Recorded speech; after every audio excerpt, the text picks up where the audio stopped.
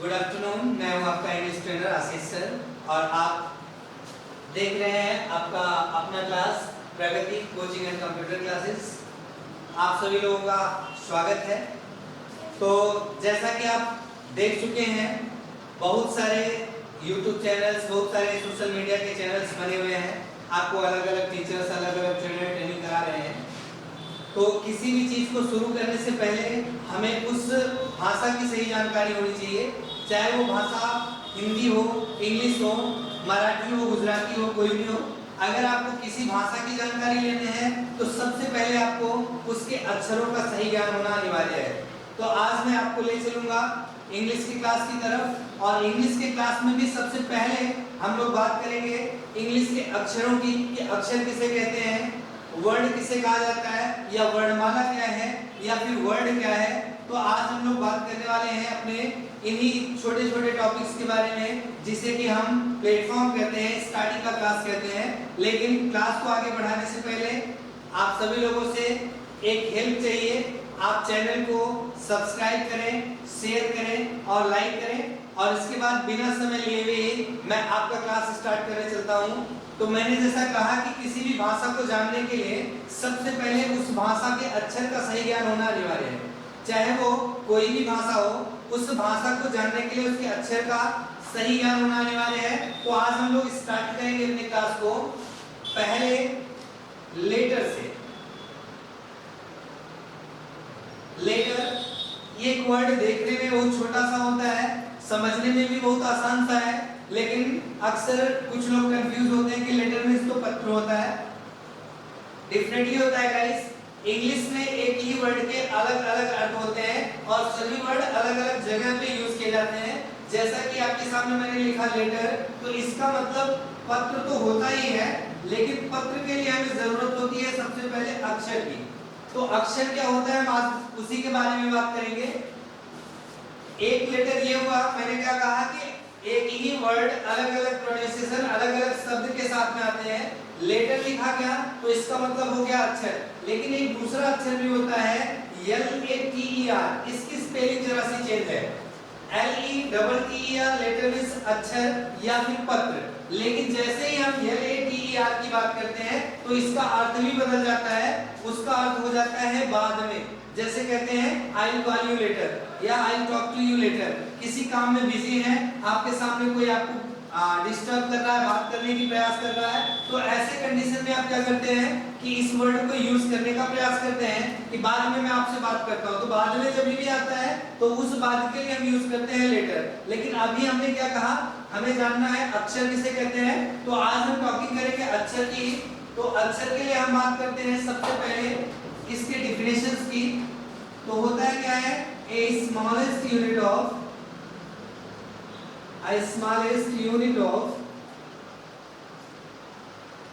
alphabet, a smallest unit of alphabet which does not modify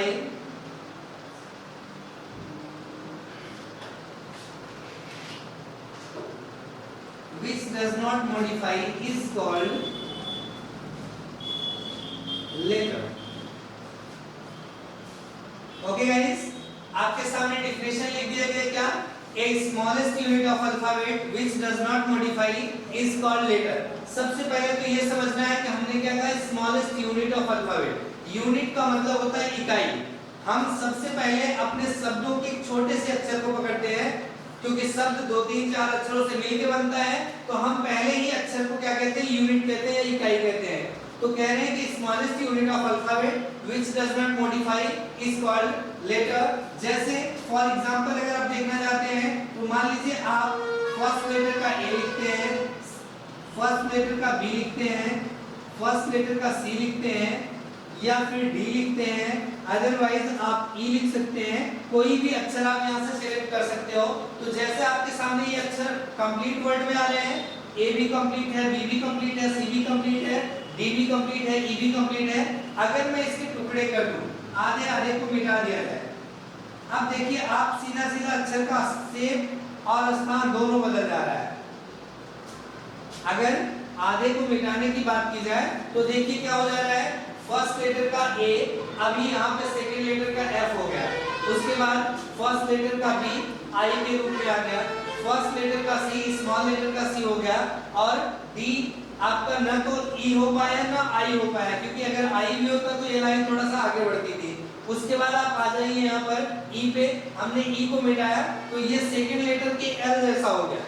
तो इसलिए क्या कहा जाता है कि smallest unit of alphabet which does not modify is called letter. वर्णमाला की वह छोटी से छोटी इकाई जिसको हम तोड़ नहीं सकते, जिसके टुकड़े नहीं कर सकते, वही क्या कहलाती है? अक्षर कहलाती है। ओके गाइस, ये तो मान लीजिए इंग्लिश के वर्ड की बात होगी, आप इसको हिंदी के वर्डों में भी देख सकते हैं। हिंदी के वर्ड में भी अगर आप बात करते हैं क का या फिर ख का या फिर ग का, हम तीन ही अक्षर लिख रहे हैं, तो पहला अक्षर आपका क है, दूसरा ख और तीसरा ग।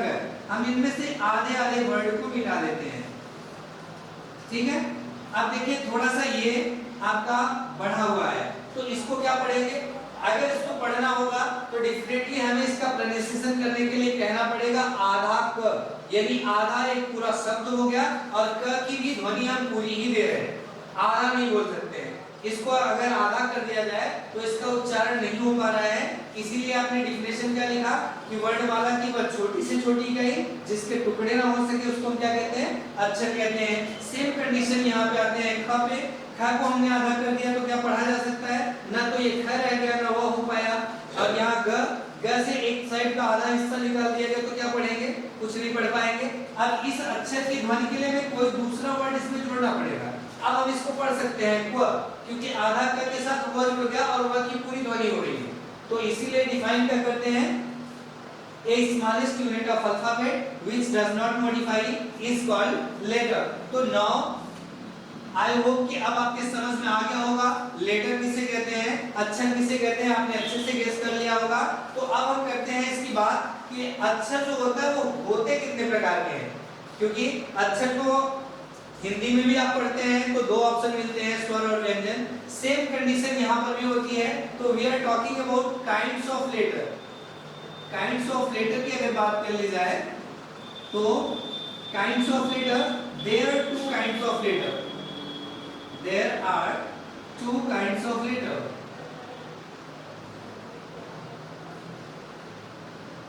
there are two kinds of letter।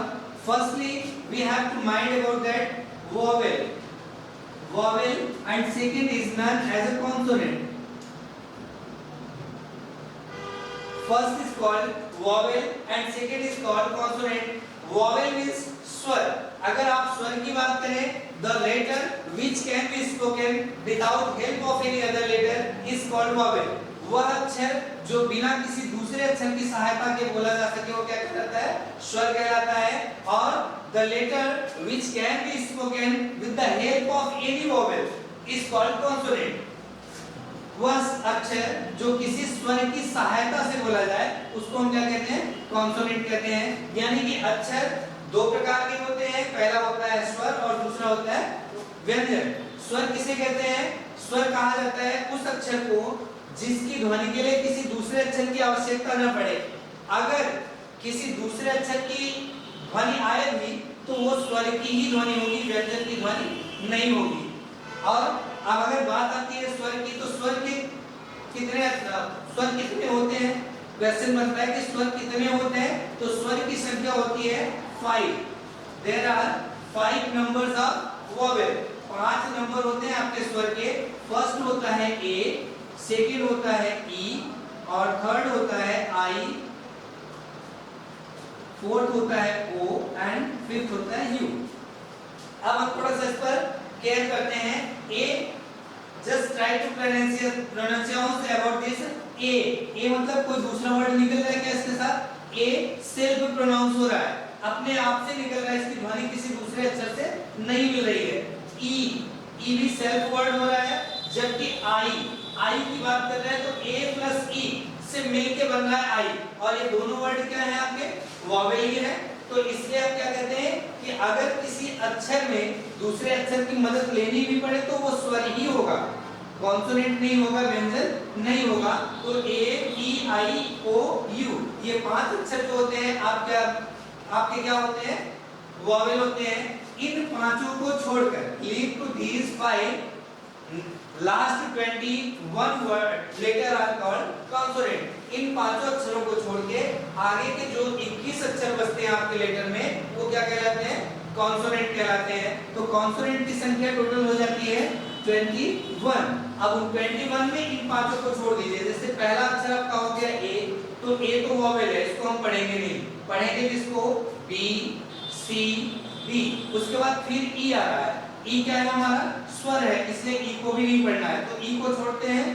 D, A, B, C, D, ई को नहीं पढ़ेंगे। फिर किसको पढ़ेंगे? एफ, एफ को पढ़ेंगे, जी को पढ़ेंगे, एच को पढ़ेंगे, लेकिन आई का प्रोनाउंसिएशन नहीं होगा। आई क्यों नहीं होगा? क्योंकि आई क्या है? वोवेल है। तो बाकी के 21 अक्षर बी, सी, डी से लेकर के जेड के बीच में जो ये 5 अक्षर इनको छोड़ करके जो भी 21 अक्षर बचते हैं वो क्या कहलाते हैं? कॉन्सोनेंट कहलाते हैं। तो आई होप गाइस ये वोवेल और कॉन्सोनेंट आपके समझ में आ गया होगा। अब हम थोड़ा सा और आगे बढ़ते हैं, लेकिन ये ध्यान रहे कि किसी भी लैंग्वेज को जानने के लिए ये आपके just like a root of any language, किसी भी भाषा की जड़ जो होती है वो होती है उसके अक्षरों की पहचान। अगर अक्षर की जानकारी आपके पास है तो हम अक्षर से शब्द बना सकते हैं, और जब शब्द बनेगा तो शब्द से वाक्य बनाना बिल्कुल ही आसान हो जाता है। इसलिए इंपॉर्टेंट है कि हमें अक्षरों का सही ज्ञान हो जाए, और प्रयास किया गया है कि इस डिफिनेशन के साथ आपके लेटर्स के कंफ्यूजन तो दूर हो गए होंगे। अगर किसी को कोई प्रॉब्लम है तो आप कमेंट कीजिए, उसको हम फिर से बनाएंगे और आसान तरीके से समझाने का प्रयास किया जाएगा। फिर नेक्स्ट वर्ड आता है आपका, यहाँ इस डिफिनेशन को ध्यान दीजिए, क्या लिखा आपने? आई स्मॉलेस्ट यूनिट ऑफ अल्फाबेट। ये वर्ड आता है अल्फाबेट। क्या होता है अल्फाबेट? किसे बोलते हैं? तो हम बात करेंगे इस अल्फाबेट की। अल्फाबेट की अगर बात की जाए तो अल्फाबेट को हिंदी में बोलते हैं वर्णमाला। हिंदी में इसको कहा जाता है वर्णमाला, मतलब वर्णों का एक श्रृंखला। अब ये इसको हम अगर बात करते हैं, इसकी डिफाइन करने की बात करें तो वर्णमाला ऐसा नहीं होगा कि ए के बाद जेड आ जाए, जेड के बाद बी आ जाए, बी के बाद वाई आ जाए। तो ऐसे क्रम में अगर आपका अक्षर आता है तो वो वर्णमाला नहीं कहा जा सकता। तो वर्णमाला की डिफिनेशन क्या हो जाती है? अक्षरों का ऐसा क्रमबद्ध समूह, मतलब यह कह सकते हैं कि अक्षरों का एक ऐसा क्रमबद्ध समूह जो सही क्रम में रखा गया हो, वर्णमाला होता है। इंग्लिश में अगर डिफाइन करते हैं तो कह सकते हैं कि letter arrange in order, letter arrange in order is called alphabet. Alphabet. Now just mind about this one. अक्षरों के क्रमबद्ध समूह। अब इस चीज को ध्यान रखिएगा कि वर्णमाला की बात कर रहे हैं तो लेटर अरेंज, अरेंज का मतलब होता है व्यवस्थित करना। तो letter arrange in order is called alphabet. अक्षरों के क्रमबद्ध समूह को हम क्या कहते हैं? वर्णमाला कहते हैं। तो वर्णमाला क्लियर हुआ और वर्ड क्लियर हुआ, यानी कि लेटर क्लियर हुआ और अल्फाबेट क्लियर हुआ। तो लेटर किसे कहते हैं? वर्णमाला की वह छोटी से छोटी इकाई जिसके टुकड़े ना हो सके वो क्या कहलाती है? अक्षर कहलाती है। और अक्षर कितने प्रकार के होते हैं? 2 प्रकार के होते हैं, वोवेल एंड कॉन्सोनेंट। उसके बाद आता है अल्फाबेट। तो अल्फाबेट किसे कहते हैं? अक्षरों के क्रमबद्ध समूह को हम क्या कहते हैं? वर्णमाला कहते हैं। तो letter arrange in order is called alphabet. और इसके बाद आता है नंबर आपका वर्ड का। इसके बाद नंबर लगता है वर्ड। वर्ड जिसको हम बोलते हैं शब्द। शब्द किसे कहा जाता है गाइस? अक्षरों का ऐसा समूह जो कोई अर्थ प्रकट करे। समूह तो किसी भी अक्षर का बन सकता है, लेकिन ऐसा अक्षरों का समूह जो कोई अर्थ प्रकट करे वो क्या कहलाता है? शब्द कहलाता है। तो जब भी हम अगर बात करेंगे वर्ड की तो इसको सही डिफाइन करने के लिए हमें क्या बताना है कि अक्षरों का ऐसा समूह जो कोई अर्थ प्रकट करे शब्द कहलाता है। इंग्लिश में डिफाइन करते हैं तो क्या हो जाएगा? A group of letter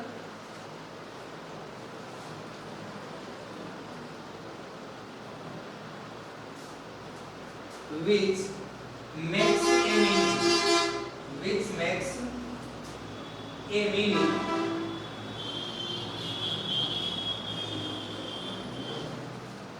is called